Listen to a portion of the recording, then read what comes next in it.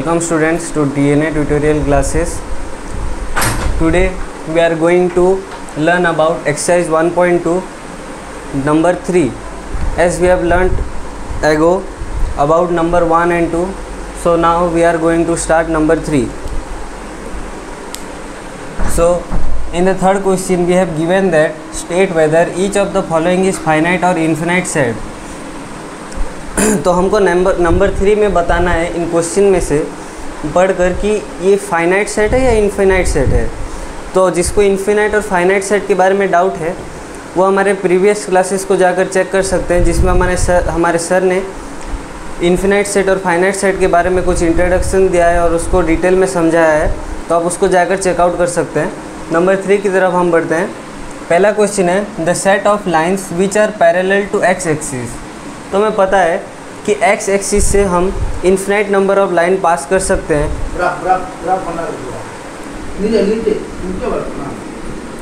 जैसे कि अभी एग्जांपल लेकर समझ सकते हैं कि ये ग्राफ है और ये है एक्स एक्सिस।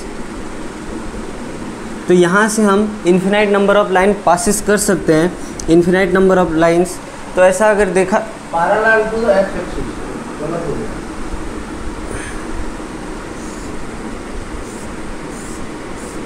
तो अगर हम देखें तो यहाँ पर इन्फिनाइट नंबर ऑफ लाइन्स हम पैरेलल ड्रॉ कर सकते हैं एक्स एक्सिस से। तो उस हिसाब से ये जो होगा ये सेट इन्फिनाइट सेट होगा।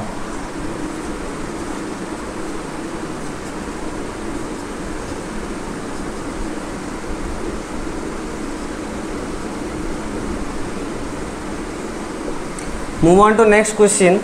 हमें दिया है the set of letters in the English alphabet. तो हम जानते हैं कि इंग्लिश वोकेबुलरी में टोटल 26 नंबर्स ऑफ लेटर्स होते हैं। तो उस हिसाब से अगर हम इसका सेट निकालें तो ये एक फाइनाइट सेट होगा।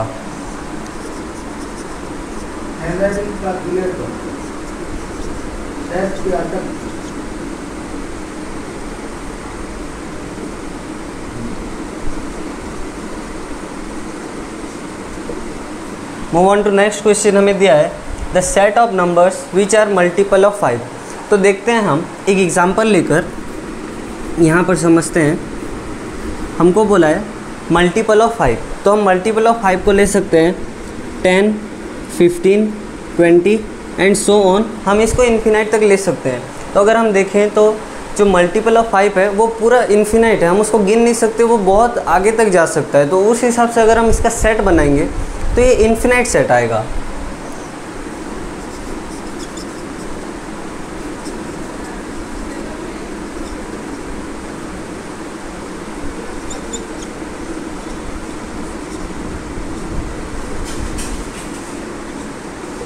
सो नेक्स्ट क्वेश्चन हमें दिया है the set of animals living on the earth. तो अभी तक हमको मतलब पता है कि हमारे अर्थ में कितने लिविंग क्रिएचर है या फिर हमारे पास कितने लिविंग एनिमल हैं। हम उनको काउंट कर सकते हैं और यहाँ तक कि हमारे बुक्स में उसका काउंट करके हमको बताया भी गया है कि हमारे अर्थ में कितने क्रिएचर्स हैं, हमारे कितने एनिमल है। तो उस हिसाब से अगर हम इसका सेट बनाएंगे तो ये एक फाइनाइट सेट होगा।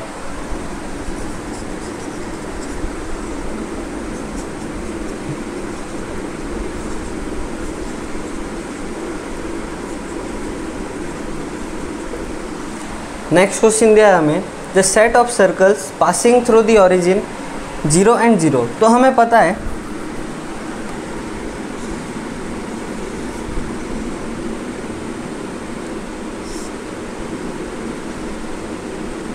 ये है सर्कल का ओरिजिन 0 और 0।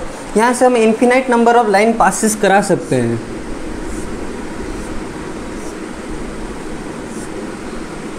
यहाँ पर से हम infinite numbers of line passes करा सकते हैं। तो अगर हम देखें तो उस हिसाब से इसका सेट इन्फिनाइट सेट होगा।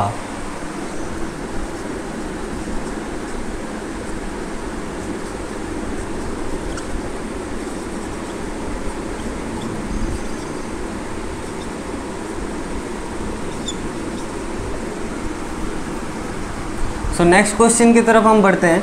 नंबर 4 यहाँ पर हमें बोला है in the following cases state whether set A is equal to B और नॉट।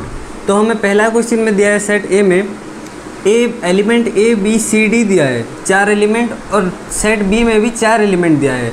तो हमें इधर बताना है कि सेट ए का जो एलिमेंट है वो सेट बी के साथ इक्वल है या नहीं। तो हम देखेंगे सेट ए में ए है और सेट बी में भी ए है, सेट ए में बी है, सेट बी में भी बी है, सेट सी में है, बी में भी सी है, और डी है और डी है। तो अगर हम इसके सारे एलिमेंट्स को मैच करें तो उस हिसाब से set A is equal to set B.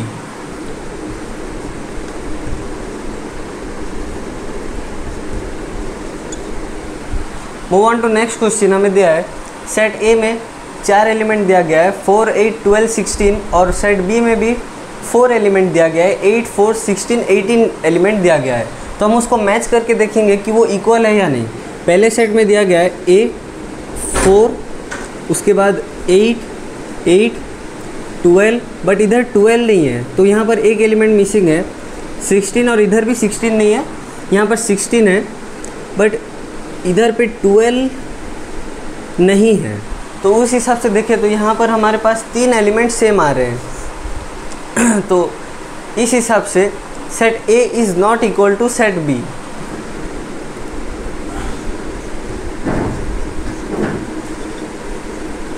Move on. तो थर्ड नंबर पे हमें दिया गया है सेट ए में 2, 4, 6, 8, 10 5 एलिमेंट दिया गया है, और सेट बी में हमको दिया गया है x such that x is A positive even integer and x is equal and less than x less equal 10।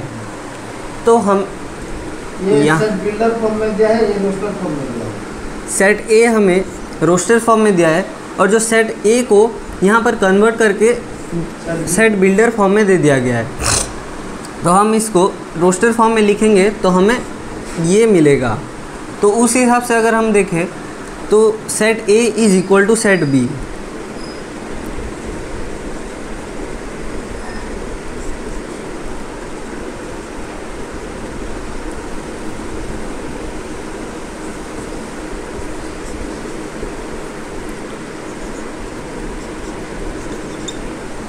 Move on to next question. हमें दिया है x such that x is a multiple of 10, और set B में दिया है 10, 15, 20, 25, 30। तो हमें जैसे बोला है कि x जो है वो 10 का मल्टीपल है, बट हमें यहाँ पर जितने भी नंबर्स दिए गए हैं, जितने भी एलिमेंट्स दिए गए हैं, वो सब 5 के मल्टीपल है। तो अगर हम देखें 5 और 10 दोनों 10, 20, 30, 10 का होगा 15 नहीं होगा, वो 10 की भी है और 5 की भी है। सेट बी में 10 की भी है और 5 का मल्टीपल दो तो है, बट सेट ए में ओनली 10 बोला, इसीलिए नॉट इक्वल। तो सेट बी में हमको 10 के भी मल्टीपल्स दिए गए हैं और 5 के भी मल्टीपल्स दिए गए हैं, बट हमें सेट ए में बोला गया है कि x is a multiple of 10। तो अगर हम देखें तो ये set A is not equal to B होगा, क्योंकि यहाँ पर हमें 10 का मल्टीपल पूछा है बट यहाँ पर हमें 5 का भी मल्टीपल दिया गया है।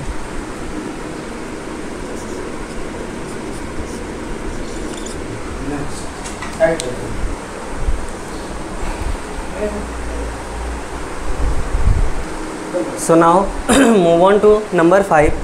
हमको क्वेश्चन में दिया है are the following sets are equal, give reasons हमको बोला है। पहला क्वेश्चन में हमको दे दिया गया है इन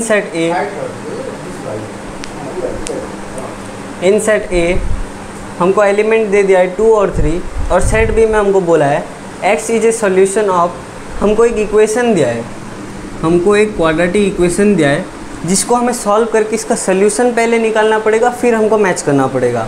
तो हमको इक्वेशन क्या दिया है x² + 5x + 6 = 0। तो हम पहले उसका इक्वेशन निकालेंगे, उसका सोल्यूशन निकालेंगे।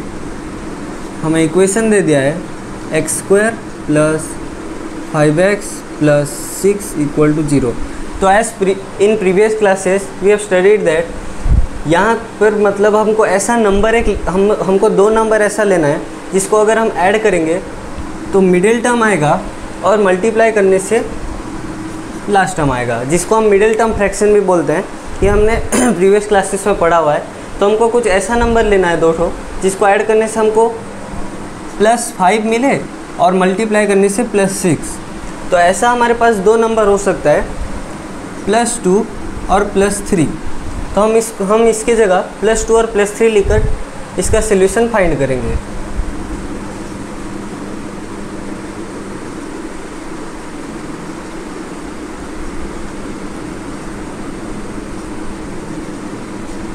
एक्स प्लस 2 ले लेंगे, इधर 3 x plus 2 equal to 0, x plus 3 x plus 2। तो इधर हमें दो सोल्यूशन मिल गया है, x प्लस 3 और x प्लस 2। अगर इसको हम फर्दर आगे उसको और निकालने की कोशिश करें तो हमें मिलेगा x इक्वल टू ये x प्लस 3 0 और x प्लस 2 इक्वल टू 0। तो हम जब प्लस 3 को इस साइड ले आएंगे तो उसका साइन चेंज होकर वो नेगेटिव हो जाएगा।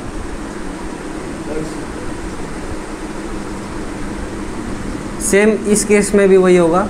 तो हमें दो सोल्यूशन मिल गया, -3 और -2। इसको ला दो 20 ब्रैकेट में, ये हो गया 20। तो ये हो गया बी सेट।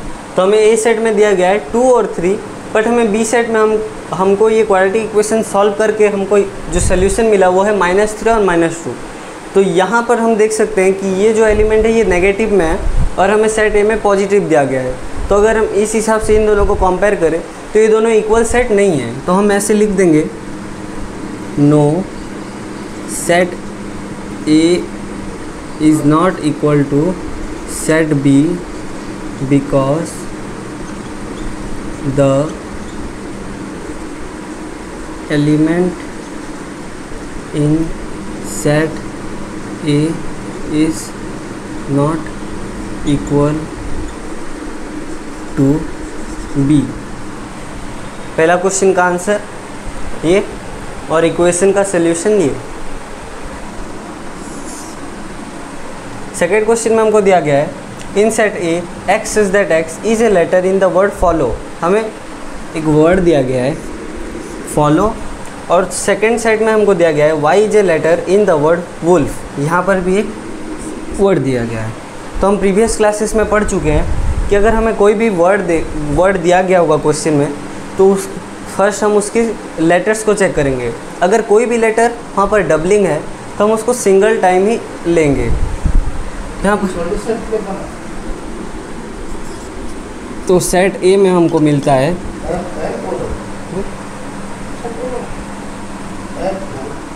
यहाँ पर हमको दिया गया है FOLLOW। तो यहाँ पर हम देख सकते हैं कि O और L डबलिंग है तो हम इसको सिर्फ सिंगल टाइम ही लेंगे। तो हम इधर लिख देंगे FOLLW। सेम केस में हम देखेंगे सेट बी में। सेट बी में हम देख सकते हैं कि कोई भी लेटर डबलिंग नहीं है, WOLF सारे अलग अलग लेटर हैं, सारे अलग अलग एलिमेंट हैं। तो उस हिसाब से हम लिख देंगे WOLF।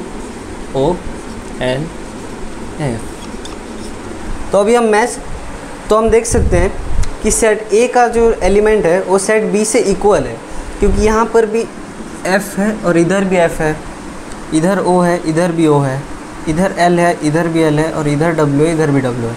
तो हम सारे एलिमेंट को मैच करके हम ये इस रिज़ल्ट पे पहुंच सकते हैं कि set A is equal to set B because all every element of set A every element of set A are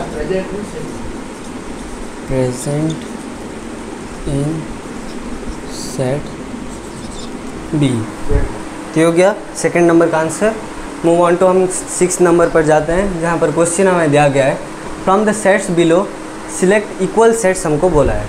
यहाँ पर हमको कुछ सेट्स दे दिया गया है, टोटल 7 सेट्स दिया गया है, टोटल 8 सेट्स दिया गया है। हमको उनमें से चेक करना है कि कौन सा सेट इक्वल है। तो पहला सेट में हम चेक करते हैं यहाँ पर एलिमेंट क्या क्या है, 2 4 8 12। तो यहाँ पर हमको 2 4 8 12 एलिमेंट दिया गया है। अब हम इन सारे सेट्स में चेक करेंगे कि ये एलिमेंट इन सेट्स में प्रेजेंट है कि नहीं। बी सेट में चेक करते हैं 1 2 3 4, ये सेट नहीं होगा। सेट सी इधर 4 है, 8 है, 12 है, बट इधर 2 नहीं है, 14 है, तो ये सेट भी नहीं होगा। डी 3 1 ये भी नहीं, सेट ई ये भी नहीं, सेट एफ ये भी नहीं, सेट जी ये भी नहीं, सेट एच ये भी नहीं। तो हम इसको लिख सकते हैं set E is not equal to set B, set C, set D, set E, set F, set G, set H. फिर हम नेक्स्ट सेट पर बढ़ते हैं, जहाँ पर हमें एलिमेंट दिया गया है 1 2 3 4। अब चेक करते हैं हम ये एलिमेंट कहाँ कहाँ पर प्रेजेंट है। सेट सी में नहीं है प्रेजेंट, सेट डी में 1 है, 2 है, 3 है और 4 है। तो set B is equal to set D हमें एक मिला। और आगे हम चेक करेंगे सेट ई में नहीं है, एफ में नहीं है, जी में नहीं है और एच में नहीं है। तो इससे हम रिज़ल्ट पे पहुंचते हैं कि set B is equal to set D. Answer कोई आंसर ना गलत।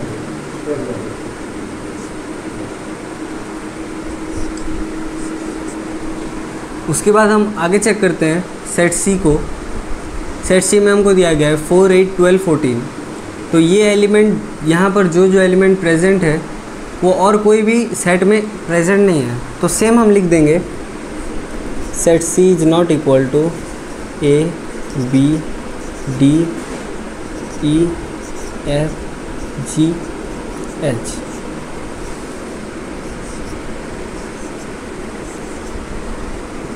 नेक्स्ट सेट पे हम बढ़ते हैं। सेट डी और सेट बी तो इक्वल हो चुके हैं, तो इनको हम अलग कर देंगे। सेट ई पर पहुंचते हैं। सेट ई में हमको एलिमेंट दिया गया है -1 और 1। अब हम आगे चेक करेंगे, एफ में नहीं है क्योंकि यहाँ पर ओ और ए दिया गया है। सेट जी में हम चेक करते हैं, सेट जी में है 1 है और -1 है। तो उस हिसाब से set E is equal to set g. तो सेट ई और सेट जी के एलिमेंट इक्वल आए तो ये सेट इक्वल है। अब हमारे पास आखिरी सेट बचा सेट एफ। सेट एफ में हमको एलिमेंट दिया है ओ और ए, और आखिरी सेट एच में हमको ओ 0 और 1 दिया गया है। तो उस हिसाब से ये दो सेट भी इक्वल नहीं है। Set F not equal to set H. तो हमारे पास राइट आंसर, हमारे पास जो इक्वल सेट है वो आए सेट बी और सेट ई। तो हमारे पास दो करेक्ट आंसर आ गए, set b is equal to set D और set e equal to set g. तो यहाँ पर हमारा एक्सरसाइज ख़त्म होता है। Thank you.